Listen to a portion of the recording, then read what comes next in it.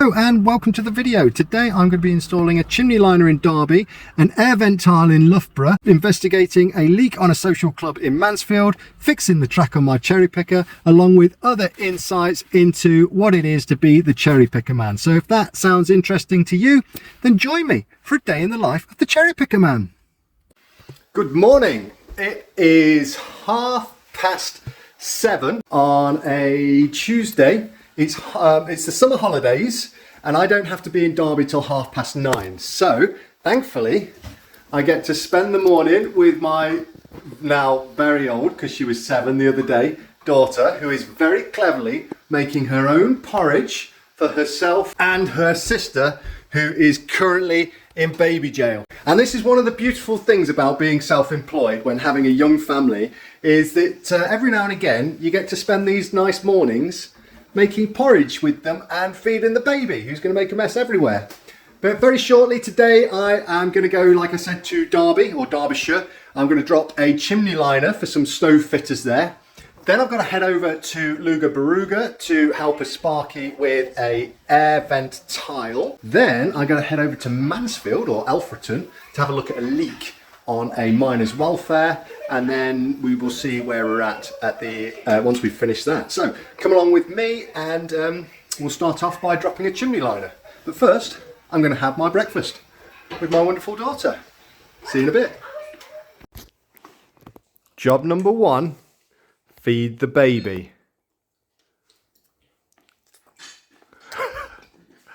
Nice work. Do you like that? Did your sister do a good job of making your breakfast? Whoa, that I think is a sign of approval. Right, I am now obviously in the truck off to Derbyshire. The time is 9:20. It's going to take me 50 minutes to get there. I'm supposed to be there at 9:30, so you know I'm going to be a little bit early, which is what I like to be.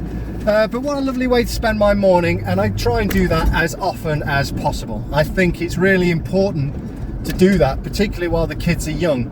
I've got 2 older kids. I've got an 18-year-old and a 16-year-old. They don't live with me, but you know, I just know how quickly they grow up, and before you know it, you'll be rushing out the door one day and then they'll be all grown up and you'll miss it all. So be mindful when they're younger, be present, be mindful, and try and capture as many of those little moments as possible, because they are so precious.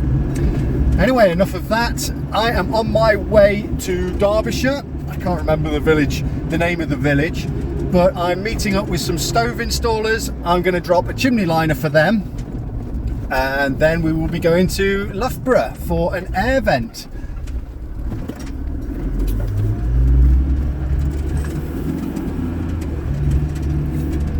So I'll catch up with you when I get on site. I'll see you in a bit. Right, I have arrived in Derby and the sunshine has gone in, which is a bit annoying, so I'm going to have to pop my coat on because I left my jumper at home thinking it was a nice sunny day when I left. The job here is to install a liner, but before I do that I'm going to have to chip away the top of the chimney to get an old gas liner out.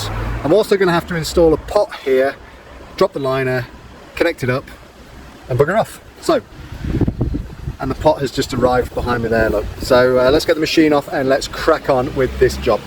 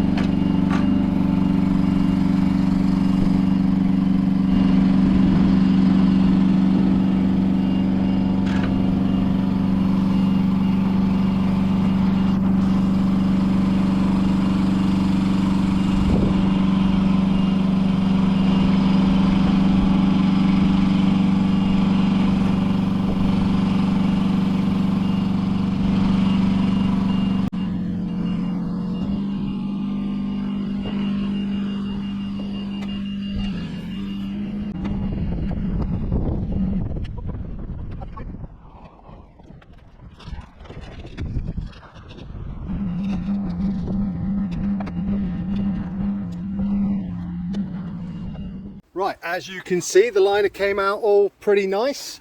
We're just mixing up some stuff now. I'm going to go up there with the pot. A few of the bricks got knocked off top of the chimney when the liner came out, so I'm going to go up there, rebed those bricks, clean everything up, put the pot on, put a bit of gobbo around the pot, then I'll come back down, grab the liner, drop that, get all that set. Once all that's set, we know it's not going to move anymore, I will flaunch the pot into position. So that's the plan. Let's grab all that and crack on.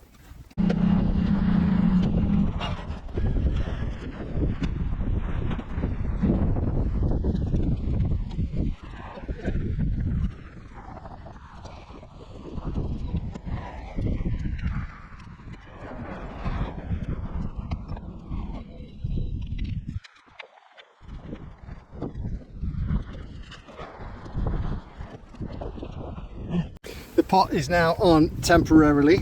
I've had to remove this one because it was all loose. It wasn't my objective to reflaunch the whole of the top of this chimney, but the customer's going to get a bit of a bonus there, so good for them. My stove fitter gave me the perfect flaunching mix. Very difficult to lay bricks with it though, but they're on now, they'll do the job. So I'm going to head back down, grab the liner, we'll drop the liner, get all that set, and then we'll finish this off. And if you found the footage of my work a bit wobbly, it's quite windy up here today, and my GoPro is on the aerial, and it is shaking like a leaf. Sorry about that. I might even move it. Okay, so you regular viewers will know that I need a screwdriver flip with an 8mm bit.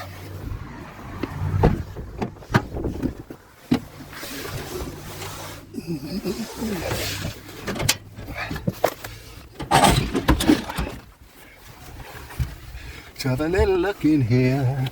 Here it is.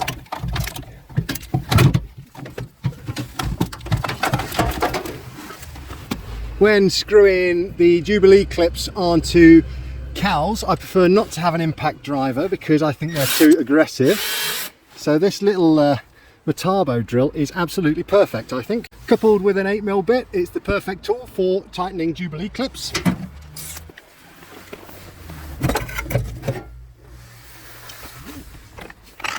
To cut the line out, we use a cordless grinder. I need a battery. And to stop ourselves getting anything in our eyes, goggles. Always advise goggles when using a cordless grinder. These blades tend to smash apart too easily for my liking, so never leave home without your goggles. Right, come on, let's get this liner down this chimney.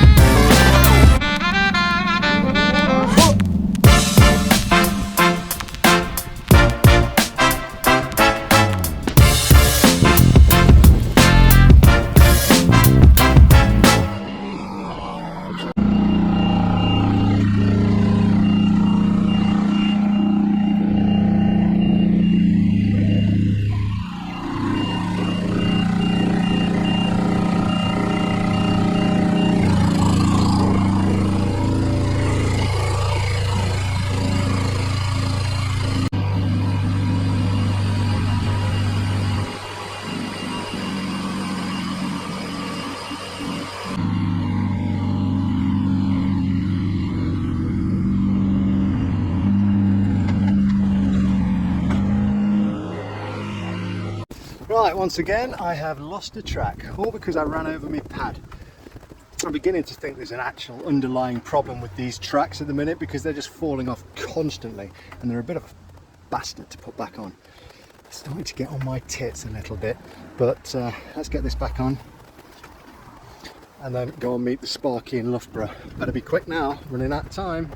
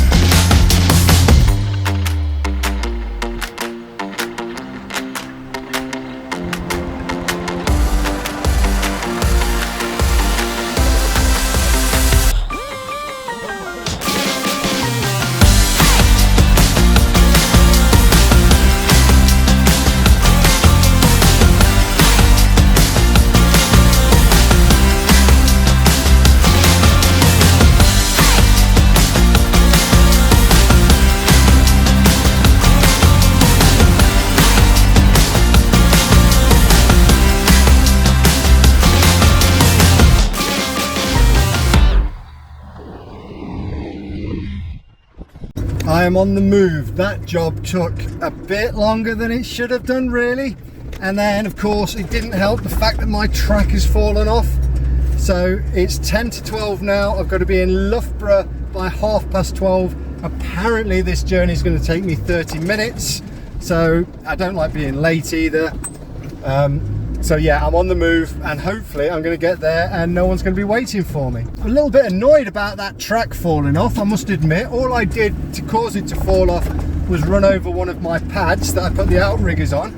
I did think when running over it that I've got to be cautious about knocking a track off, but really you shouldn't be knocking your track off by running over one of your pads. I think there's an underlying problem with the tracks at the moment. Thankfully, the machine is coming up to due for a Lola. It will be going over to the boys at Promax in Barnsley very soon. It needs a few other repairs, but hopefully we can get that done at the same time. Things that the machine needs, so currently it's revving high because it's not altering its revs. So I've put a, let me say that again because that doesn't make sense. When you can perform a function on the machine automatically revs up. There's some solenoid in there that causes the machine to rev up. That's not working. So constantly the machine is just in idle mode. So I have put a cable tie around like a little arm that keeps it revving high constantly. So the machine's constantly revving high, which is not good for fuel, and it's not good for the machine either, really. So that needs fixing. I've bent a little bracket at the front of the machine where you put the fly jib into the machine to stow it away. That's bent, that needs fixing. Obviously there's some kind of issue with the tracks. There is a sensor problem that is telling me the machine is constantly overloaded currently, which is why it is just beeping constantly. That needs fixing. That'll fail its Lola for that.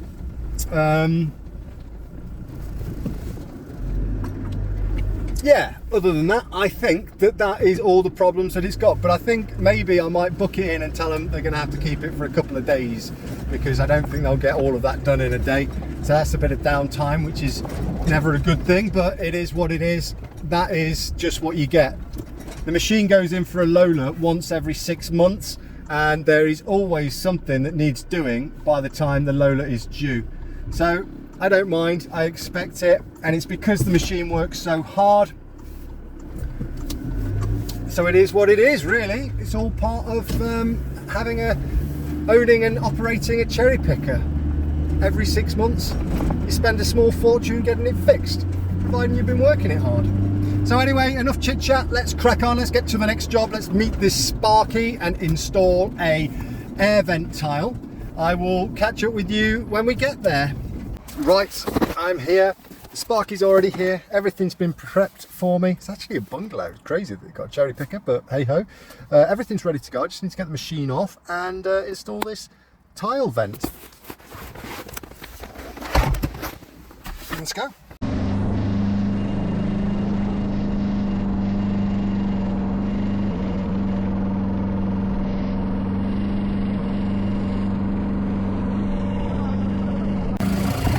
Right, we are on our way to set up and get this job done. So currently in my basket I have got the air vent, I've got a screwdriver, I've got 2 screws in my pocket, the S-wing hammer just in case I need that, my pads in case I need those, and yeah, I think, oh, and a bit of duct tape because that might come in handy as well. That's everything. Let's go and see where to put this machine.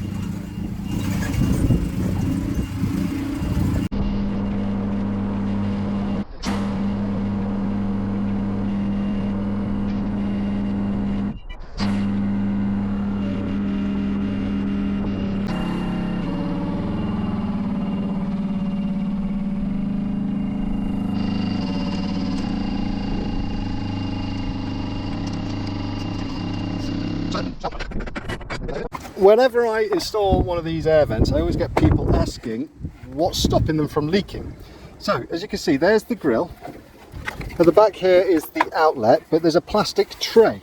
So any water that gets through the grill will end up on this plastic tray, and at the bottom there are these little holes so water will get out and on top of the tile, and that's what makes these quite a funky little design.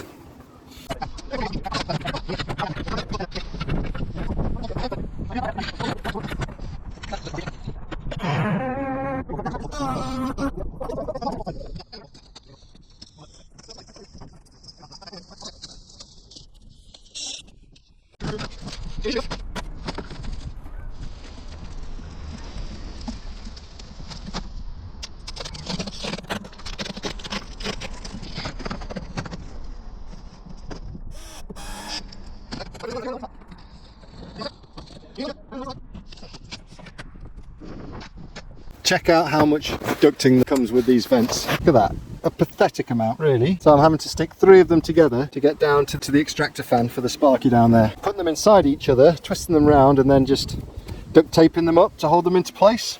But yeah, you'd think they'd give you a longer hose, longer bit of ducting. Silly.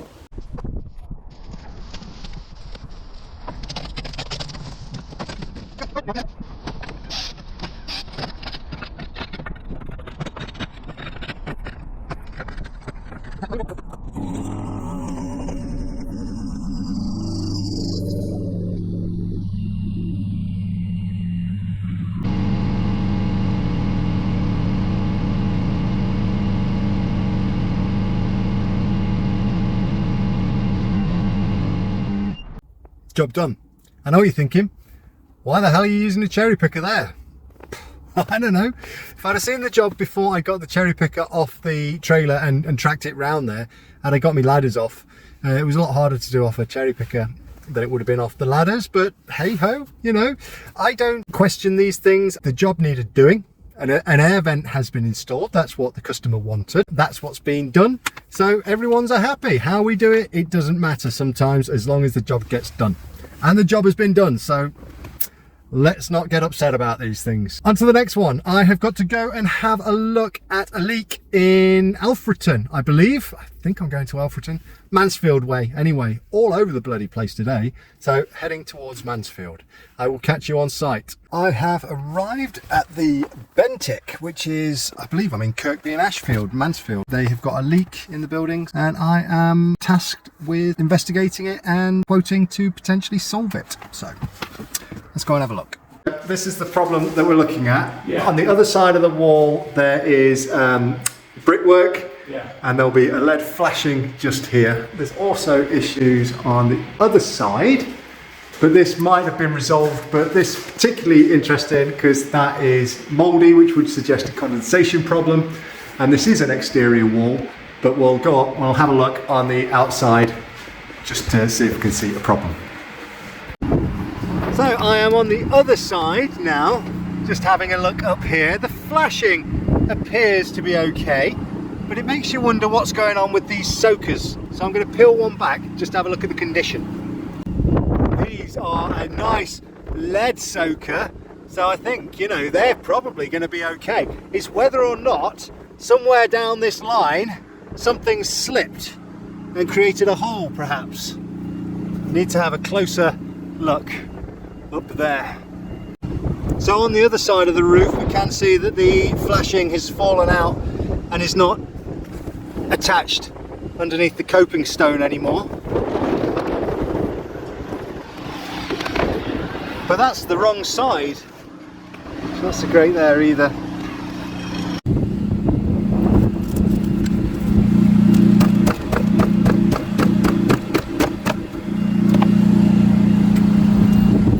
Try and fix that gutter. That was another one that took a little bit longer than I was hoping, but Gary's a nice guy and he likes to chat. And I find when doing my surveys that this is can be a bit of an issue sometimes. As a general rule, I like to do my surveys when people aren't at home, so I can just get them done. A 10-minute survey can quite easily turn into a 50-minute or an hour if you've got somebody that likes to have a chat. And you know, I like to have a chat as much as the next man, but sometimes if you've got a lot of things to do during the day, it's not so good. But it's okay. I've managed to achieve everything that I needed to achieve today, so I'm all happy. And now I am on my way home. So I hope that you've enjoyed your day with me today. I've certainly enjoyed having you with me. Please leave any comments in the comment section. I love to hear your comments as always, and I will always do my best to reply to them all.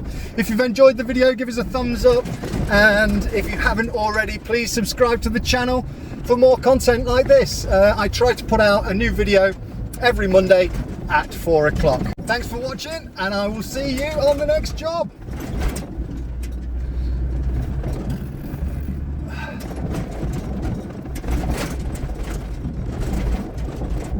It's a bit rattly in here.